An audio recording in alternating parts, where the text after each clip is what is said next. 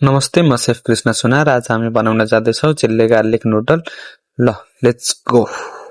हामीले चाहिँ सुरुमा तेल हाल्न पर्ने हुन्छ, अनि कति चप गार्लिक अनि रेड चिल्लीलाई ब्राउन गर्ने अलिकति, अनि भेजिटेबल क्याबेज क्याप्सिकम ओनियन क्यारेटलाई चाहिँ हाल्ने, अनि त्यसपछि अलिकति सोते गरिसकेपछि नुडल हालिदिन्छौँ हामीले चाहिँ यहाँ बोइल नुडल। अनि यसले राम्रोसँग मिक्स गर्छौँ सुरुमा चाहिँ होइन, त्यो भेजिटेबल चारैतिर लागोस्। अनि मसलाको तर्फ नुन हालिदिन्छ अलिकति, अनि व्हाइट पेपर एरोमेट पाउडर अनि ब्ल्याक पेपरलाई हाल्ने, अनि त्यसपछि अलिकति यसले मिक्सिड वेल।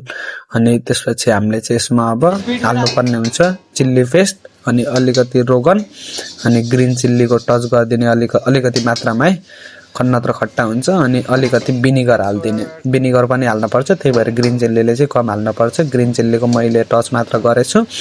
अनि त्यसपछि हामीले कुकिङ वाइन हाल्छौँ, हामीले यता चाहिँ कुकिङ वाइनहरू हाल्छौँ, त्यही भएर यसले हरियो धनियाँको गार्निसिङ गरिदिने, हरियो धनियाँ गार्निसिङ गरेर राम्रोसँग यसले मिक्स गर्ने। यसको मसलाहरू जुन पनि छ यो राम्रोसँग कोटिङ होस्। एकचोटि ग्यासलाई हाई फ्लेममा राखेर मिक्सिड वेल राम्रोसँग मिक्स गर्ने, हाई फ्लेम गर्छु म। अनि यसले राम्रोसँग वकले चलाउँछु, नुडल सबै मसलाहरू सबैमा कोटिङ होस् त्यस प्रकारले। अनि हाम्रो चाहिँ नुडल रेडी हुन्छ, धेरै चाहिँ गर्न भएन।